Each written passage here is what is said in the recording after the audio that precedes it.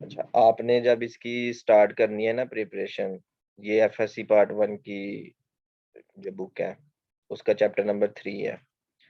तो हर टॉपिक से पहले ना थोड़ी हिस्ट्री लिखी होती है उसकी, तो इसमें से भी आपको क्वेश्चन आ सकते हैं। जैसे यहाँ पे लिखा हुआ है, for this new notation the word matrix. Matrix सबसे पहले किसने यूज किया था? जेम्स सिल्वेस्टर ने। ये उसकी आगे date of birth and death लिखी हुई है। आर्थर कैली ने क्या किया वो भी लिखा हुआ है। तो ये सारे की पॉइंट्स आपने बना लेने हैं, इनको जेन में रखना है। आगे ये थोड़ी और हिस्ट्री इसकी लिखी हुई है। आगे ये जो सारी थ्योरी है ना, उसमें से ये मल्टीपल चॉइसेस एक बुक में बहुत अच्छे बने हुए थे। मैंने कहा चलो कि यहाँ से डिस्कस कर लेते हैं।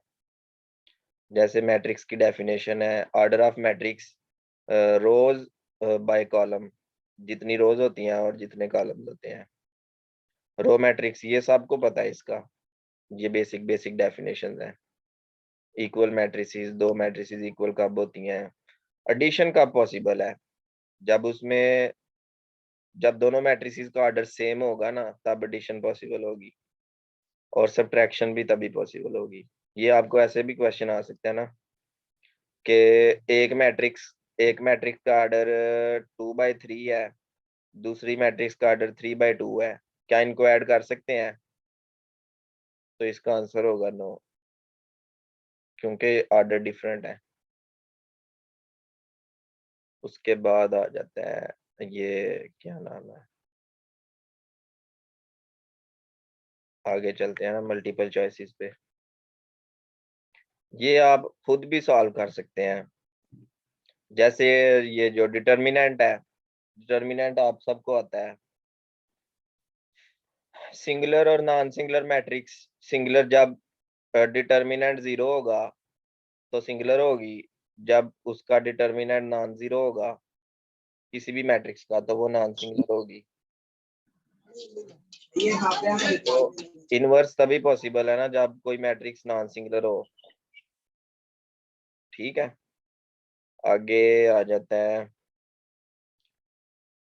अभी किसी मैट्रिक्स का ऑर्डर है ना m/n, तो जब उसका ट्रांसपोज लेंगे तो रोज को कॉलम्स में चेंज कर देंगे, तो उसके ट्रांसपोज का ऑर्डर n/m हो जाएगा। एक मैट्रिक्स सिंगुलर है, आपको पता है इसका डिटर्मिनेंट जो है वो 0 होगा, तो इसके डिटर्मिनेंट को 0 पुट करेंगे तो ये जो लैम्डा है उसकी वैल्यू आ जाएगी।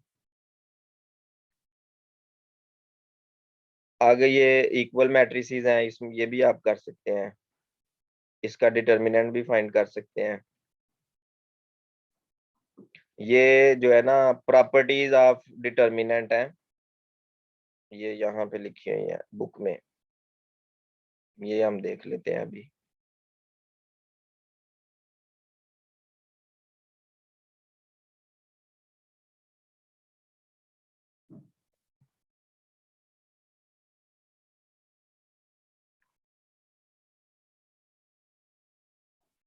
ये जो प्रॉपर्टीज है ना, ये आपने अच्छी तरह कर लेनी है। कह रहा है कि जब आप किसी भी स्केयर मैट्रिक्स का डिटर्मिनेंट फाइंड करते हैं और उसके ट्रांसपोज का डिटर्मिनेंट फाइंड करते हैं तो दोनों सेम होते हैं। एक ये चीज याद रखनी है।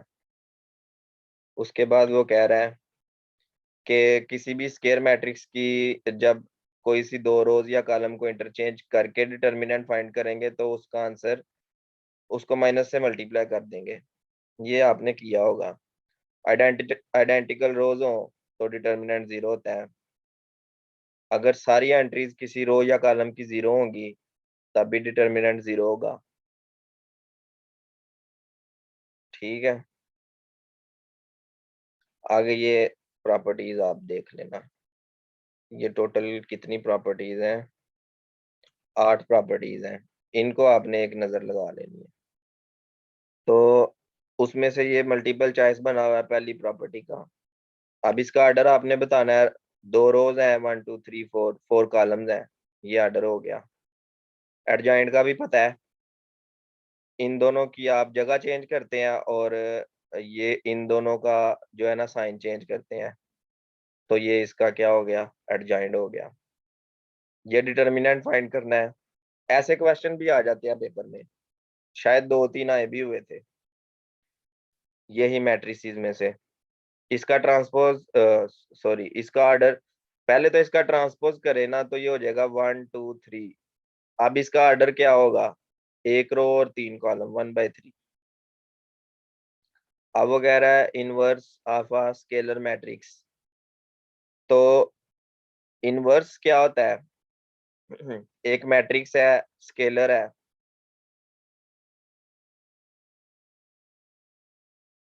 स्केलर मैट्रिक्स यही होती है ना, जो डायगोनल एंट्रीज होती हैं वो सेम होती हैं और बाकी सारी एंट्रीज जो हैं वो जीरो होती हैं।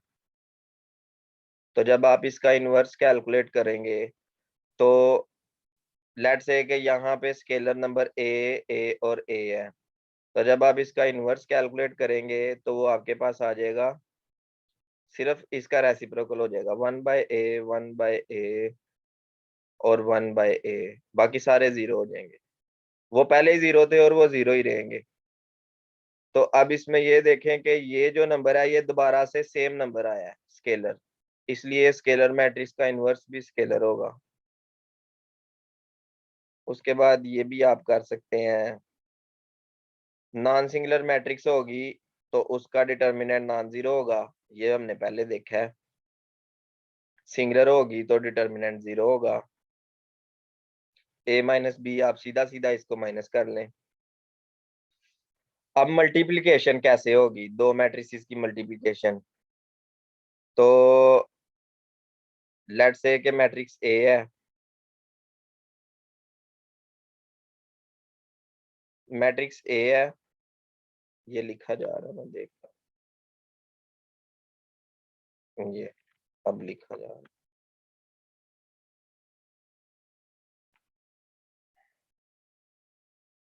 एक सेकेंड।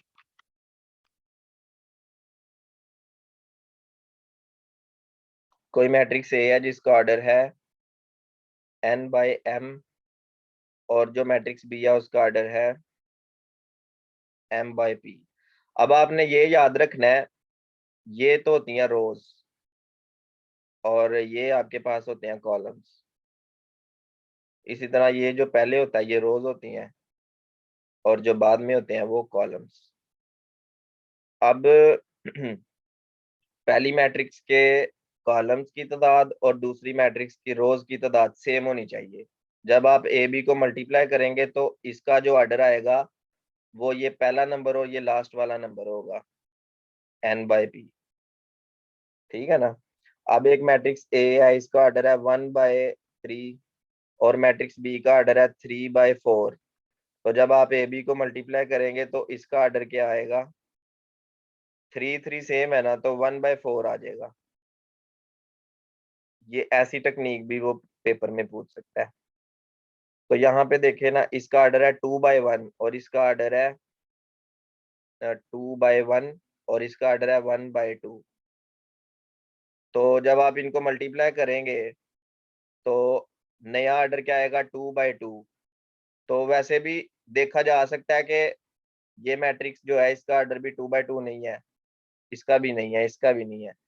तो जवाब तो यही होना चाहिए ना, ये मल्टीप्लाई करे बगैर भी आप बता सकते हैं।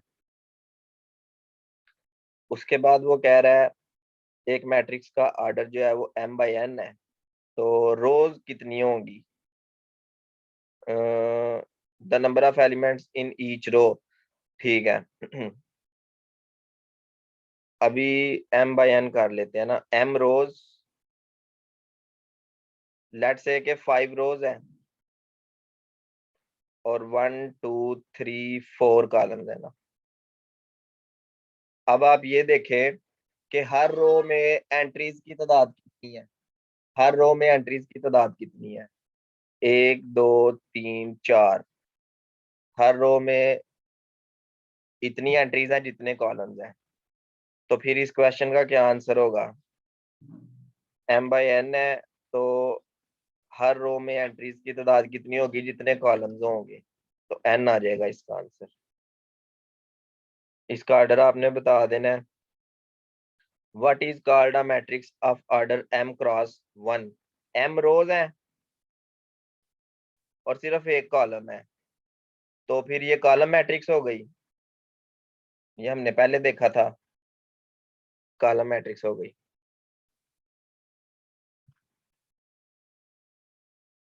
इसी तरह ये तो वैसे ही कॉलम मैट्रिक्स है। अगर एक मैट्रिक्स है जिसका ऑर्डर है m/n, m और n सेम नहीं है, अगर ये दोनों सेम होते तो ये स्क्वायर मैट्रिक्स होती। अभी ये रेक्टेंगुलर मैट्रिक्स है।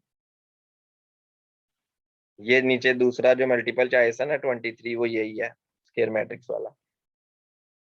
उसके बाद है ऐसी मैट्रिक्स जिसकी सारी एंट्रीज जीरो होती हैं, उसको जीरो से डिनोट करते हैं।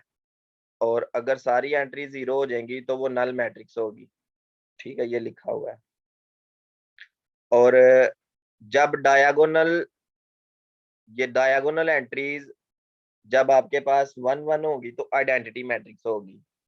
आपने याद रखना है कि किसी भी मैट्रिक्स की जो डायगोनल एंट्रीज होती है ना, K0 0 0, K0 0 0 0 K, तो वैसे तो ये स्केलर मैट्रिक्स है, स्केलर मैट्रिक्स।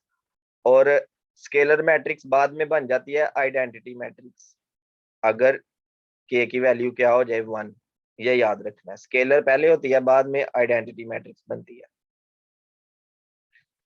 उसके बाद ये K की वैल्यू √3 है, तो ये स्केलर मैट्रिक्स है। और ये, हाँ, अब ये जो मैट्रिक्स है ना, पहले नंबर पे तो ये आइडेंटिटी मैट्रिक्स है।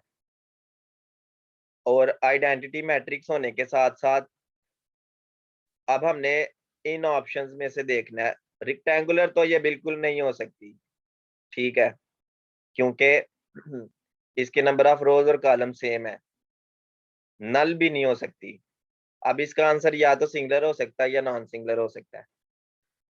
सिंगुलर और नॉन सिंगुलर चेक करने के लिए हम इसका क्या करेंगे, इसका हम लेंगे डिटर्मिनेंट। डिटर्मिनेंट की वैल्यू क्या आ जाएगी, 1 - 0 विच इज इक्वल टू 1, जो कि नॉन जीरो है। तो जब डिटर्मिनेंट नॉन जीरो हो तो मैट्रिक्स नॉन सिंगुलर होती है। उसके बाद वो क्या कह रहा है, if A is a non-singular square matrix of order n, then the rank of A is non singular matrix है। वैसे तो ये जो रैंक है ना, इसकी रैंक की दूसरी डेफिनेशन भी होती है, तो इस मल्टीपल चॉइस को जो है ना आप छोड़ दें।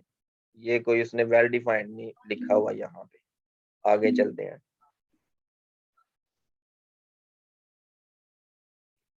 ये अगला मल्टीपल चॉइस भी जो है ना, इसको भी आप छोड़ दें।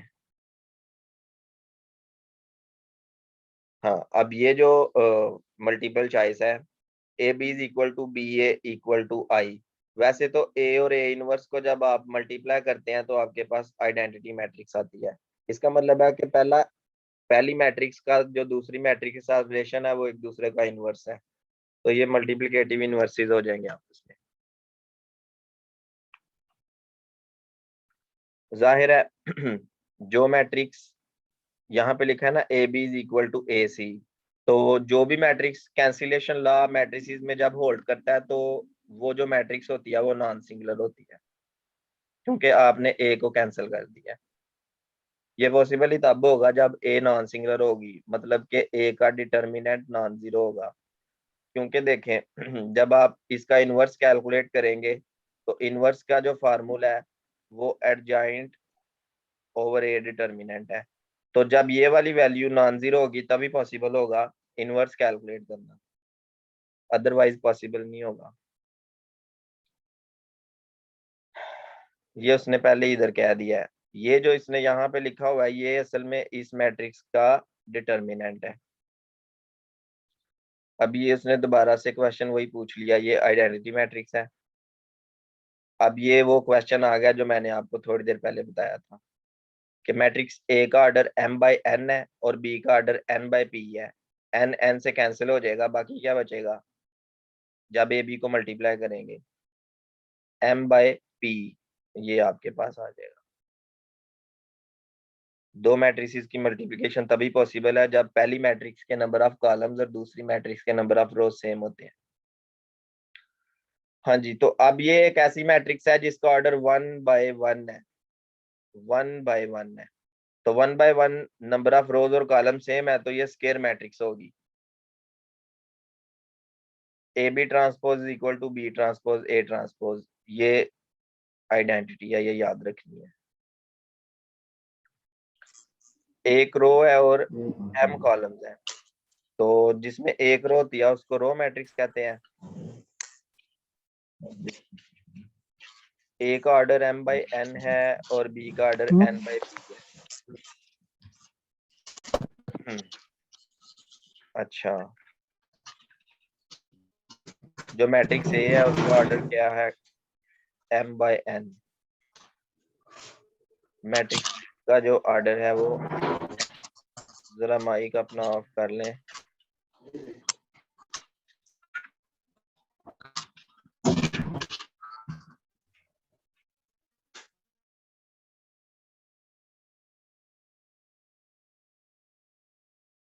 और जो बी का ऑर्डर है वो n/p है।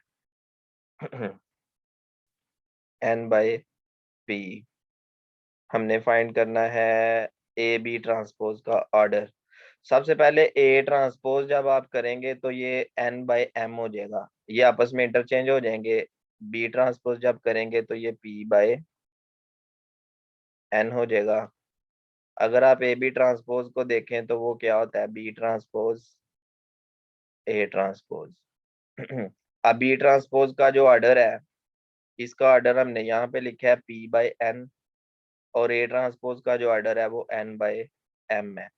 तो अगर n को कैंसिल किया जाए तो आपके पास p/m जो है ना वो ऑर्डर आ जाता है इसका, ए बी ट्रांसपोज का p/m।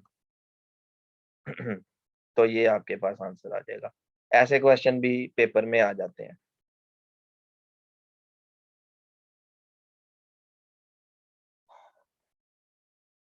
जाहिर है जब इनवर्स एग्जिस्ट करेगा तो ए डिटर्मिनेंट नॉन जीरो होगा, और जब ए डिटर्मिनेंट नॉन जीरो होगा तो मैट्रिक्स क्या होगी? Non singular.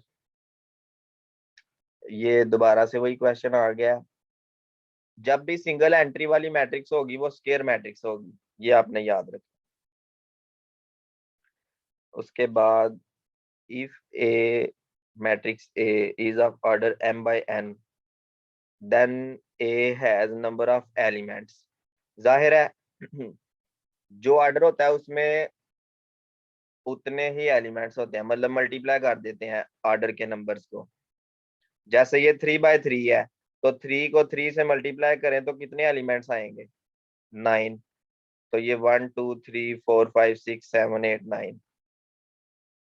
अब हमने ये देखना है कि ये कौन सी मैट्रिक्स है।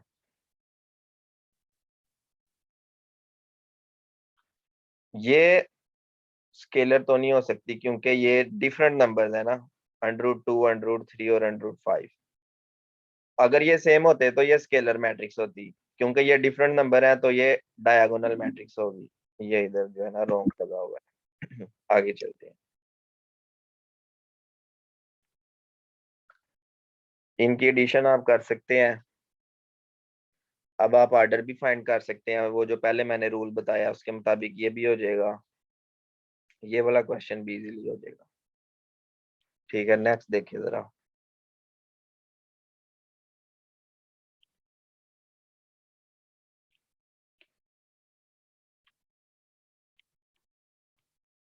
ये दो क्वेश्चन है, इनमें से भी वो क्वेश्चन पेपर में दे सकता है। If A and B are square matrices of same order, वो कह रहा है कि ये इक्वल क्यों नहीं होते। A plus B square is not equal to A square plus 2ab plus B square. ये इसलिए इक्वल नहीं होते, जब आप A plus B square calculate करेंगे तो इनको जब आप मल्टीप्लाई करेंगे तो ए बी और बी ए आ जाएगा। अब हमें पता है कि मैट्रिसेस में ए बी और बी ए इक्वल नहीं होते, कम्यूट नहीं करती दो मैट्रिसेस आपस में। ठीक है, वो कोई कंडीशंस होती हैं, अगर वो फुलफिल करें तो ये कम्यूट करती हैं। अगर दोनों में से एक मैट्रिक्स आइडेंटिटी मैट्रिक्स हो फिर ये कम्यूट करती हैं, तो इसलिए ये इक्वल नहीं होगा। इसी तरह माइनस वाला भी ऐसे ही है, A minus B square equal नहीं होगा A square minus two A B plus B square के। इसी तरह ये क्वेश्चन भी, इसमें भी वही है कि ए प्लस बी ए माइनस बी ए स्केयर माइनस बी स्केयर के इक्वल नहीं होगा, क्योंकि ये कम्यूटेटिव लॉ होल्ड नहीं करता मैट्रिसेस में। आगे ये, इसका जब आप ट्रांसपोज करेंगे तो 2/3 हो जाएगा इसका ऑर्डर। ठीक है, अगर ये मैट्रिक्स सिंगुलर हो तो इसका डिटर्मिनेंट जीरो के इक्वल आ जाएगा। 2 3 4 x जो डिटर्मिनेंट है वो जीरो आ जाएगा। तो ये 2x - 12 is equal to zero. X के लिए सॉल्व करेंगे तो आपके पास आंसर आ जाएगा।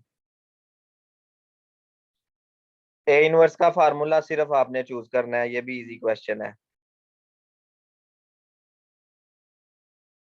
उसके बाद if A is a non singular matrix then adjoint A inverse।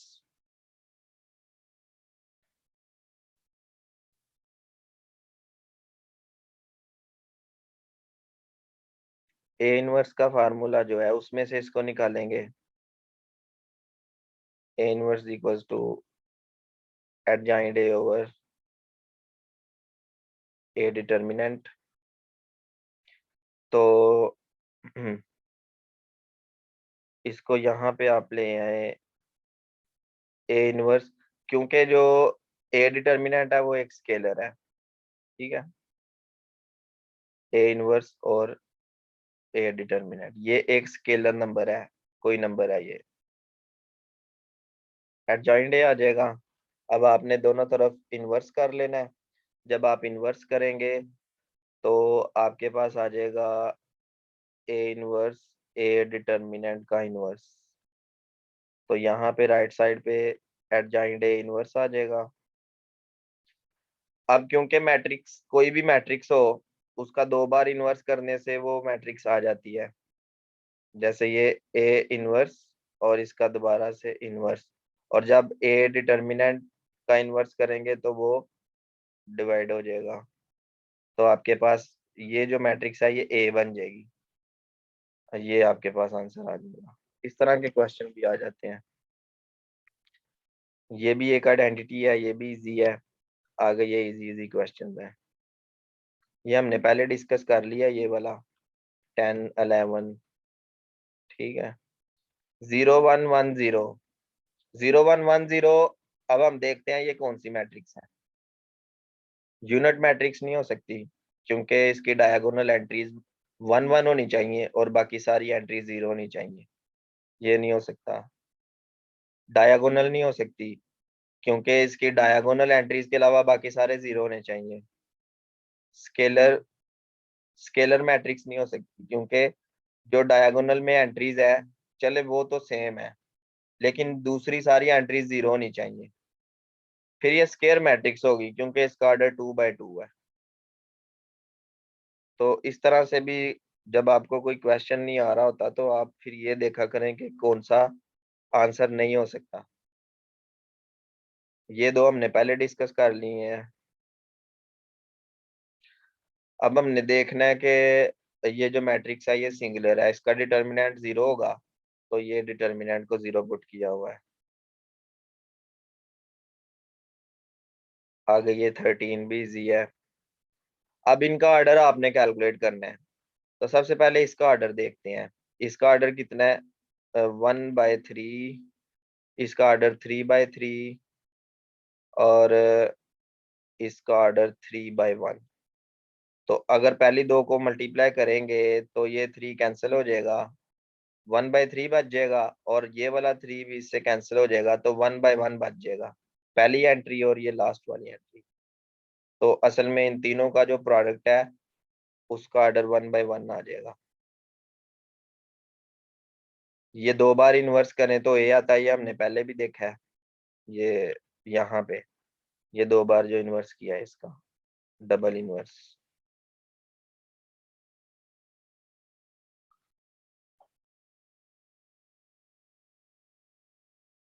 Non singular matrix होगी तो इन्वर्स एग्जिस्ट करेगा और उसका फार्मूला लिखा हुआ है।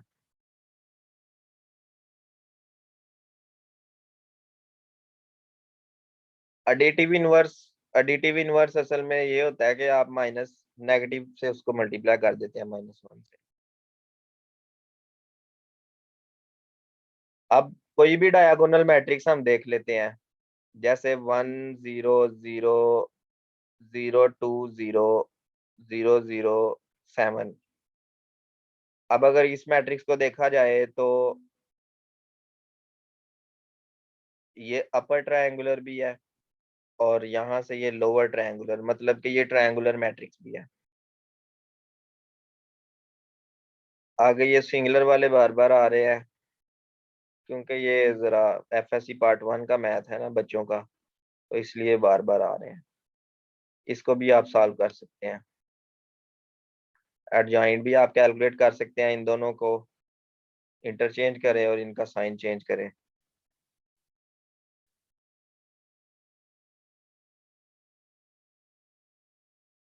ये मेरा ख्याल है कि बी इनवर्स जो होता है ना, वो ये होता है बी इनवर्स ए इनवर्स।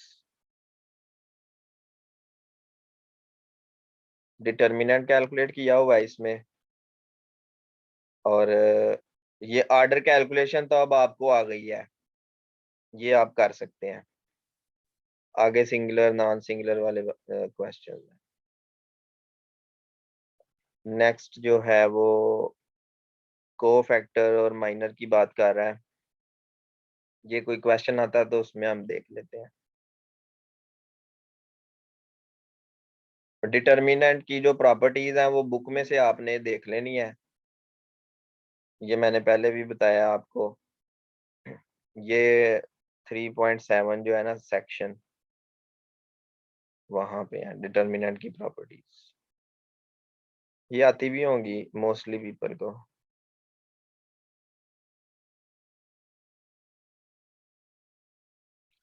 हाँ, अब जो इम्पोर्टेंट चीज है वो ये है कि जो अगर कोई मैट्रिक्स जो है ना वो स्केयर मैट्रिक्स हो और उसका कोई ऑर्डर हो, जैसे 2 3 4 5, तो किसी नंबर से उसको मल्टीप्लाई करने के बाद जब उसका डिटर्मिनेंट कैलकुलेट किया जाता है तो उस नंबर की पावर हो जाती है वो ऑर्डर।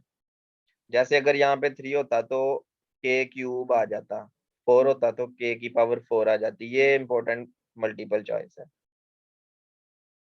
उसके बाद ये प्रॉपर्टीज में आ जाता है। प्रॉपर्टीज में हमने देखा था कि जब दो रोज आइडेंटिकल होंगी या कॉलम्स आइडेंटिकल होंगे तो 0 आ जाएगा उसका डिटर्मिनेंट। इसको सिंपल आपने सॉल्व कर लेना है।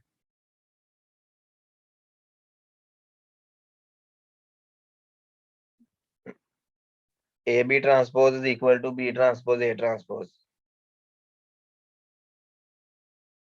अब A32 ये को फैक्टर आपने कैलकुलेट करना है। को फैक्टर का जो फार्मूला है वो है -1 टू दी पावर, ये दोनों नंबर जो है ना आप ऐड कर ले, 3 + 2, और थर्ड रो और सेकंड कॉलम को आपने छोड़ देना है। ठीक है, ये 3 और 2 का यही मतलब है कि थर्ड रो सेकंड कॉलम को आपने छोड़ देना है। और इस डिटर्मिनेंट में आपने बाकी एंट्रीज लिख देनी है, 1 -3 0 0। जब आप इसको सॉल्व करेंगे तो ये वैसे ही 0 है, तो 0 को जब आप -1 से मल्टीप्लाई करेंगे तो 0 आ जाएगा। तो इस एंट्री को हम को फैक्टर कहते हैं। ठीक है, अगर -1 ना लिखा जाए तो जो साथ वाली एंट्री होती है ना, जैसे ये डिटर्मिनेंट आपने लिखा हुआ है, तो इसको हम माइनर बोलेंगे। तो ये इसका आंसर है।